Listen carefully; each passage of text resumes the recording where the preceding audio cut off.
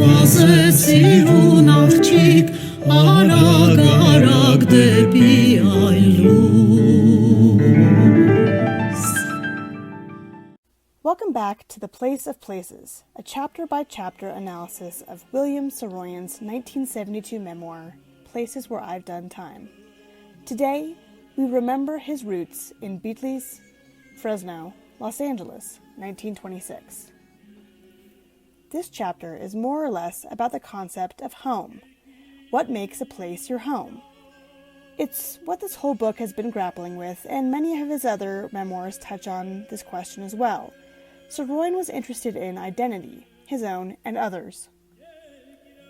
Like many young people, he shunned his hometown for many years, feeling that Fresno was suffocating and limiting.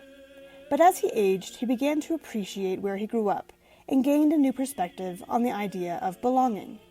He explains, "Places make people. They very definitely do, almost physically. Places procreate. They're part of the human procreation process. There are places that are all business, and places that are all fun and frolic, and still other places that are all light and song and senses and love." As we have seen in previous chapters, Saroyan's brand of spiritualism had an Eastern flavor to it, and here we might say that Saroyan is talking about the vibes of a place. This is particularly useful for an author, as some of the greatest works of literature present their setting as a character in the story, and this is especially true of the writers that Saroyan admired, like Mark Twain, Jack London, George Bernard Shaw, Dickens, and others, who made their settings central to their plots and character development. This might have been something that he picked up on very early in his life, as he was reading in the Fresno Public Library as a child. Let's address the first place in the name of this chapter, Bitlis.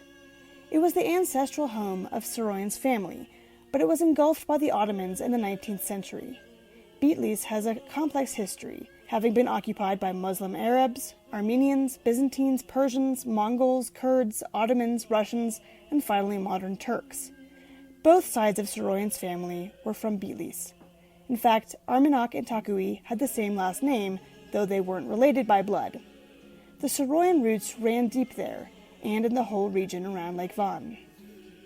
For much of Saroyan's life, Bitlis was legend, available only in the stories from his elders. The reality of Bitlis was immaterial compared to the symbol it represented, the culture of his people and the tribe he could belong to with unconditional love. In an interview in the 1970s, he explained, "We are the product of two things well known and established by everybody, the inherited and the environmental. I'm an American by environment. I'm an Armenian, that's who I am.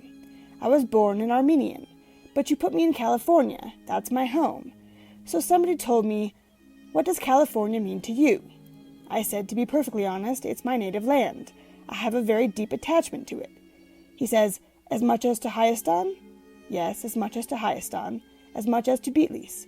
In an allegorical rather than sentimental sense, Bitlis is supreme. But this is another dimension of experience. This is almost a dream. This is almost beyond anything that we need. Try to measure in terms of the reasonable, because remember, Bitlis has become a kind of monument of our loss." David Colon, a noted Saroyan expert, writes, "William Saroyan was both enchanted and haunted by the mulberry-scented air of Bagisht, the splendid, famous town of his ancestors. The quest for his familial beginnings in historical Armenia can be seen throughout his oeuvre, and his invocation of Bitlis is often a frantic search for traces of Father Armenak. In the play Bitlis, he returns to the birthplace of his family in a final tender effort to reconnect with his actual and imagined past.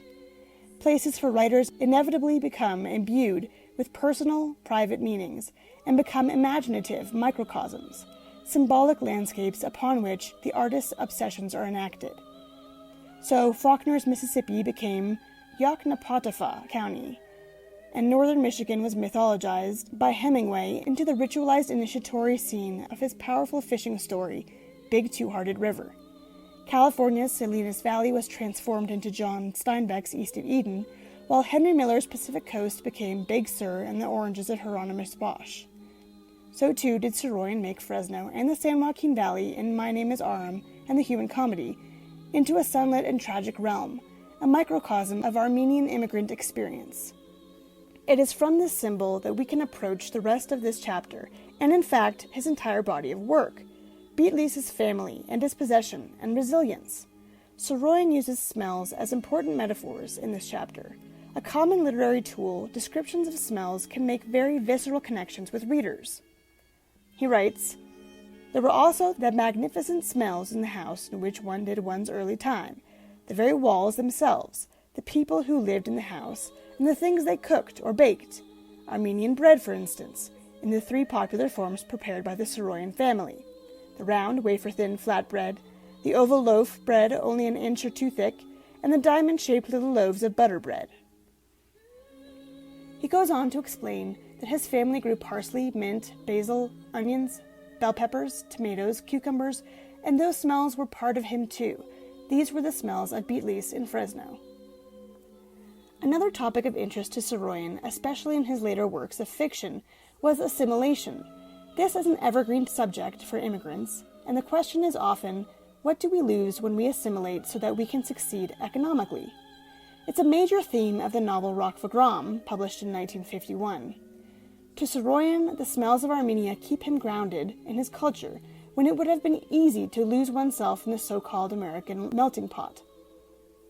This was a feeling that grew more and more powerful as he aged. Next on the list for this chapter is Fresno, providing both a sense of belonging and rejection, the American immigrant experience in a nutshell. It was too small, too remote, too bigoted, but it also represented family and the legacy of his culture in diaspora. And it was where he was born, which he had an attachment to, for better or worse. After the world, after being anywhere at all, my place was Fresno, and as far as I'm concerned, it was the very best possible place for me to be. And for this reason, that's where I was dropped. The minute we met, that was it. We belonged to each other, forever. It was a fact. I was born there. I wasn't born in Bitlis, Marseille, London, New York, or anywhere else. I was born in Fresno. It was my place. I loved it. I hated it. In this book alone, almost a quarter of the chapters are devoted to Fresno. It certainly had pull on his emotions, and the world was changing rapidly in the years that he lived there, 1916 through 1926. Fresno had great early appeal for me. It had a fine smell of dust, of the desert, of rocks baking in the sun, of sand with cactus growing out of it, of water flowing in rivers and ditches, of orchards and vineyards set out in great geometric patterns, of leaf and blossom and fruit. It also had all the smells of rot, decay, and ferment. The great heaps of grape pulp and skin at the wineries sent smell all through the town if there was a little wind stirring. Perhaps no other artist has so beautifully rendered the hot farmland of the Central Valley, not generally known for its splendor. Last on the list in this chapter is Los Angeles. Here he is repeating part of his story from chapter 59. After I got out of the National Guard in Los Angeles in August of 1926, I was still half sick from the sickness I had fought in the furnished room behind the brand new public library. Something was wrong. I wasn't myself. Things were assaulting me from all sides, breaking me up. I wasn't in one piece. Uncle Miron finds him on a corner in L.A. and takes him to a Greek restaurant where he says, "The food was like the food at home. I ate vegetables with lamb, and that was it.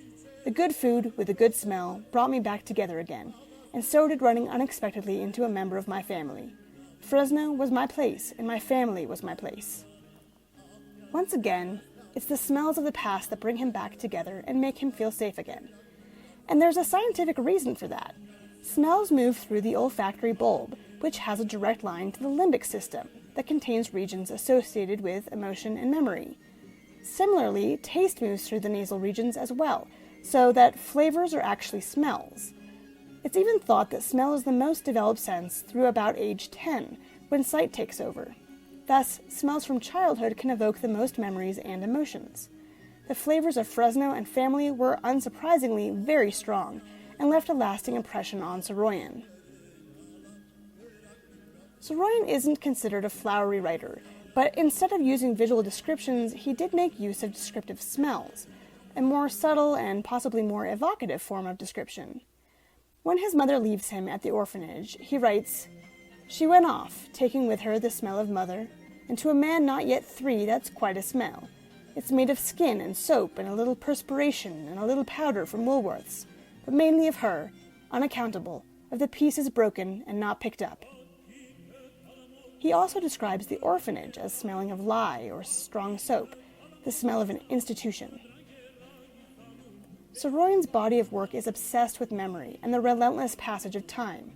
Throughout Places Where I've Done Time, we can see that Saroyan is everywhere all at once, a sort of autobiographical singularity that allows him to put his life into perspective. He writes in this chapter, "How lucky every man is in being where he is, and from the millions of years of his people, whoever they are, well, he can be sure of one thing. If they are here at all, they've been everywhere. They've been everybody. He is himself the King of Kings." Let's put this on the Saroyan map and move on.